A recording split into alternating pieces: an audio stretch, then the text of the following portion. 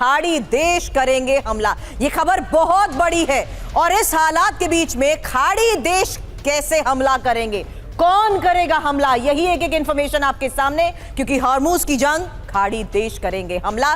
जहां आपको बता दें हॉर्मुज स्ट्रेट में बदले की जंग ही एक सबसे बड़ी खबर है। ईरान फिर बिछा रहा है माइन और स्ट्रेट ऑफ हॉर्मुज में ही ईरान को चुनौती, जहां हमला करेंगे खाड़ी देश। और अमेरिका की ऑयल रिफाइनरी में धमाका, हादसा या साजिश, करेंगे एक्सपर्ट से सवाल। लेकिन पहले खबर, स्ट्रेट ऑफ हॉर्मुज बहुत जल्द खुल जाएगा। हॉर्मुज पर जॉइंट कंट्रोल का ट्रंप का बड़ा दावा है। अयातुल्ला के साथ मिलकर मैनेजमेंट की ये बात, ट्रंप ने सीरियस रिजीम चेंज के अब संकेत भी दिए हैं। क्या कहा अमेरिका के राष्ट्रपति डोनाल्ड ट्रंप ने, सुनिए। That'll be opened very soon if this works. How soon? And who's in control of it? Will Iran still be able to control the flow of oil? Be jointly controlled. By whom? Maybe me. Maybe me. Want the United States? हालांकि खबर है कि Iran की धमकी के बाद Trump पीछे हटे। ट्रंप ने वापस लिया 48 घंटे का अल्टीमेटम। ट्रंप की बातचीत के दावे से ईरान का इनकार, और ईरान ने कहा अमेरिका के साथ कोई बातचीत नहीं। ट्रंप की बाजार को स्थिर करने की ये रणनीति, एक्सपर्ट्स का दावा।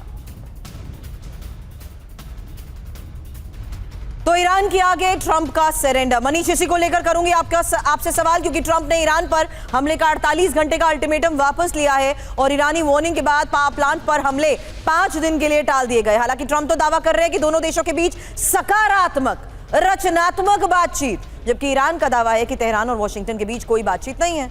डेटरेंस हासिल होने तक जवाबी कार्रवाई भी जारी रहेगी, ये बात ईरान कह रहा है। ट्रंप का बयान बाजार को स्थिर करने और कुछ और समय पाने की ही रणनीति है। मनीष,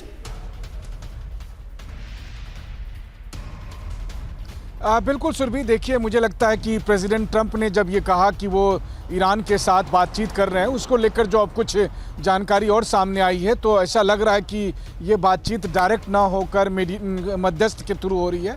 और उसमें व्हाइट हाउस की तरफ से ये बात कही गई है इशारों में कि पाकिस्तान की तरफ से, पाकिस्तान के आर्मी चीफ आसिम मुनीर ने जो है सो ट्रंप से बात की थी। तो कहा यह जा रहा है कि सब तो हो सकता है कि ईरान में जो ईरान के संसद के स्पीकर हैं गालिबाफ, जो कि बहुत ही कट्टर नेता माने जाते हैं, वो पाकिस्तान जाएंगे और यहाँ से ट्रंप के दामाद और स्टीव विटकॉफ, ये दोनों पाकिस्तान जाएंगे और वहाँ पर बातचीत होगी। हालांकि अब देखते हैं कि अगला 3-4 दिन बचा हुआ है। एक और सवाल, जॉइंट कंट्रोल को लेकर डोनाल्ड ट्रंप का दावा, मनीष, होती है, बातचीत होती है या नहीं?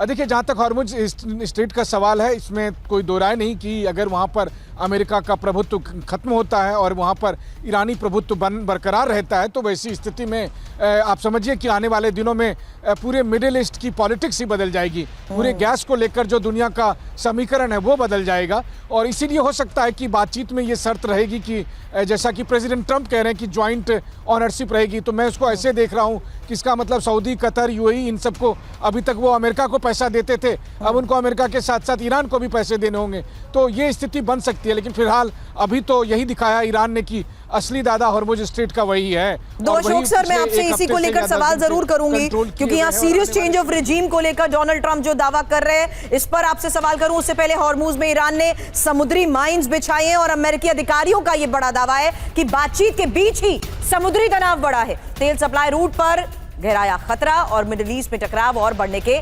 संकेत।